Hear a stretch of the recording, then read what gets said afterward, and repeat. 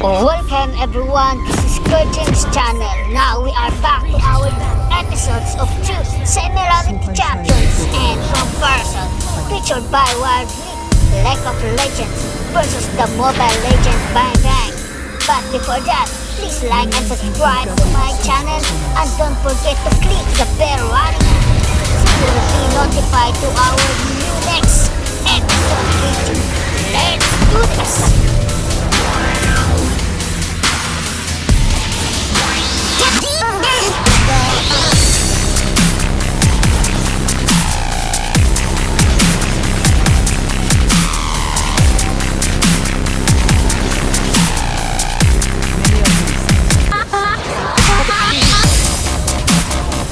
Sett is the boss, a self-made, half-Vestian, half-Noxian entrepreneur and fighter running Ionia's underground fighting pits. Not one to beat around the bush, Sett takes matters into his own hands, relying on its fists to get the job done. Sett's got two fists, so of course he's got two passives. First, Hit Grit grants him health regen that scales the more damage he takes, so he can take hit after hit. Second, Sett's basic attacks alternate between his left and right hands. A left punch deals normal damage, and a right punch comes out faster and deals more damage. Talk about a mean right hook. With Knuckle Down, Sett briefly fires up his movement speed when running toward enemies. His next two basic attacks then deal additional damage. Use your Q to reset your auto attack, giving you the chance to combo with a flurry of punches, up to 4 times in rapid succession.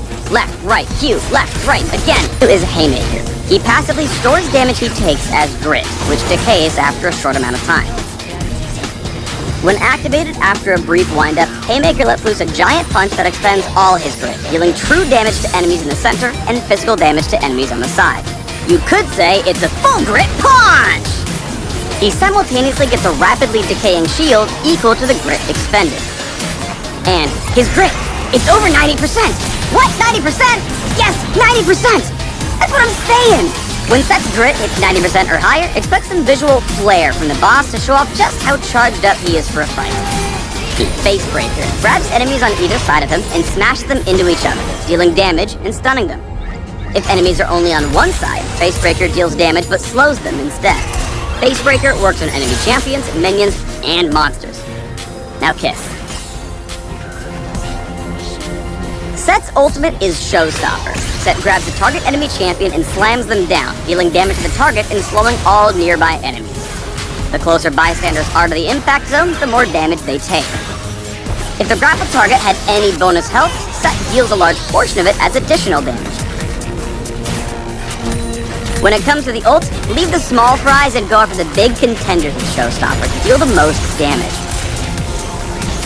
Sett can style and swag up Showstopper in different ways. Sett has to be close enough that he can sprint in with Knuckle Down for a 1-2 punch, or position around the minions to wombo a larger combo, grabbing minions and the opponent for a big stun and bigger damage. If his footwork is off, he whiffs his combo and gets punished. Sett's ult comes in handy with junglers who want to try their luck ganking, or make him talk to a wall for attempting to steal Baron. For a truly GOAT and Vestian play, stun tanky enemies with Showstopper, crashing them into the enemy AD carry. Then bash them together with Face Breaker, use the grit you've stored up to serve a giant Haymaker, and pummel him with Knuckle Down. It's punches all the way down.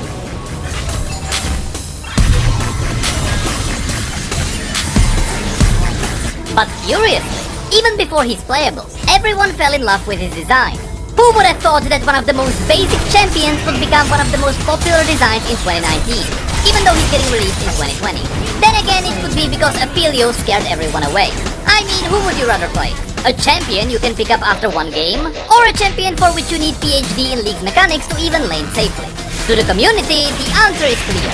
And so, let's get right into the story of the new crowd favorite. Sett was born to an unusual family. His mother was a Vestian, while his father was a Noxian human. The story never specified when he was born. It would make sense for a Vestian and a Noxian to get together during the Noxian invasion of Ionia, in which case Sett should be very young, specifically a couple of years younger than someone like Kayn. But since the story never specified the year, we should also count with the possibility that Sett was born before the invasion openly started. Either way, with his parents being from two opposing factions and from totally different species, of course Sett's life wasn't so easy. When his mother presented her son to her Vastayan tribe, the family was expelled for violating the tribal norms, and the humans were no different. To the Noxian army, the union between a Vastaya and a human was disgusting. However, Sett's father was a known pit fighter, and so no one dared to speak against him. This kept the family relatively safe. But that all changed when the father simply disappeared. All of a sudden, those who kept their mouths shut were free to express their hatred towards the young Sett and his mother. And all of it just left Sett confused. He wondered why his father left, and why trouble suddenly seemed to follow him. But despite this unfortunate situation, Sett grew strong in the face of all those taunts and threats he endured. And soon, he began using his fist to silence the insults. When news of his fight reached his mother, she made him swear to not go near the Noxian pit where his father used to fight. But the more Sett fought in the streets, the more he thought about his father. And one day, he waited for his mother to go to bed, and he snuck away to the pit so he could find a man he barely remembered. Immediately, the atmosphere hooked him in. Legions of Noxian soldiers, fresh to the shores of Ionia, roared with bloodlust. In the center of the arena, fighters of all kinds clashed in gruesome duels with variety of weapons. The winners were handsomely paid in Noxian coin. When the event was over, Sett asked around about his father, and that's when he learned the hard truth. His father earned enough money to buy out his contract, which made him free to travel away to fight in more profitable pits. Simply said, he deserted his family to seek fortune on the other side of the world.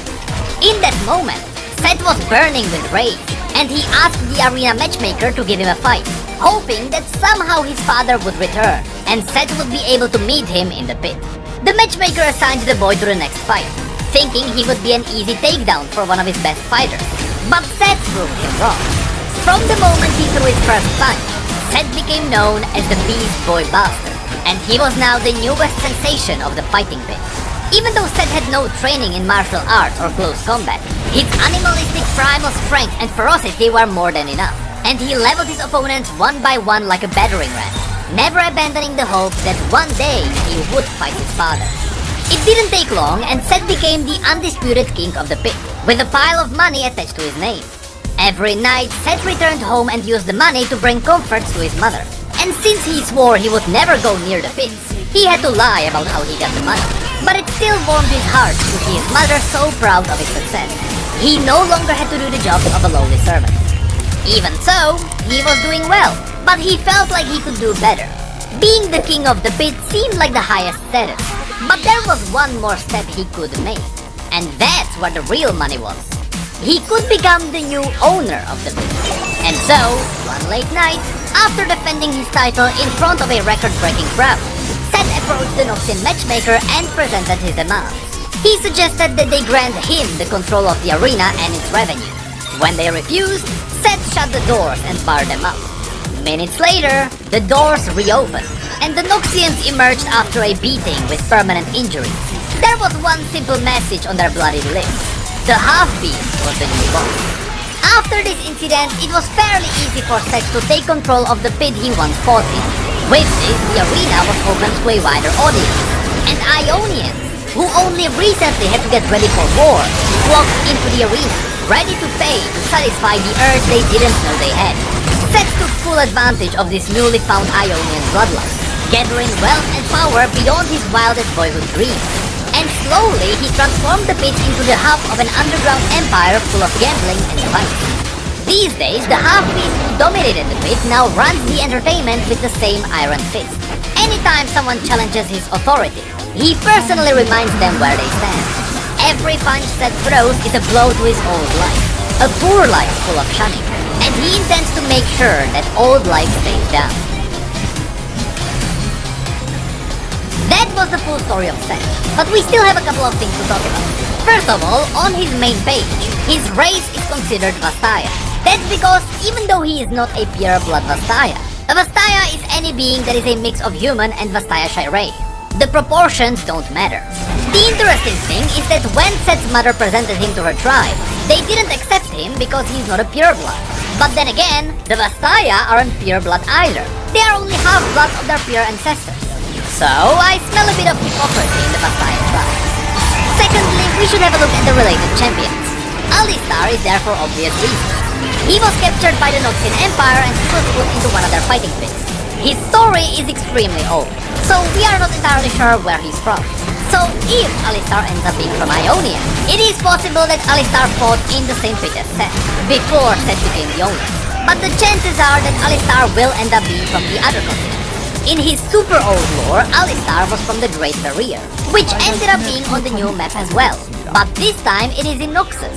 So if Alistar is from the continent of Valorant, while Sett remains in Ionia, I wonder why he is related to Sett. Because if they are related just because they are both pit fighters, why wasn't Xin Zhao put here as well? Xin was captured during the invasion, and he was dragged back to Noxus where he was thrown into the arena. So the chances of Xin and Sett meeting are also quite slim. With that said, the story never directly confirms that Sett's pit is in Ionia. The only info we got was from the soldiers. The story says that the Noxian soldiers were fresh to the shores of Ionia, which suggests that the pit is in Ionia as well. But if somehow it was in Noxus, that would explain why he is related to Alistar. Still, the main reason why the pit is probably in Ionia is that Sett's mother physically presented her son to the tribe, and it is hard to imagine a Vastayan tribe hiding somewhere in Noxian territory. Remember that the vast majority of the Vastayan tribes are scattered across Ionia. Lastly, we need to talk about Draven.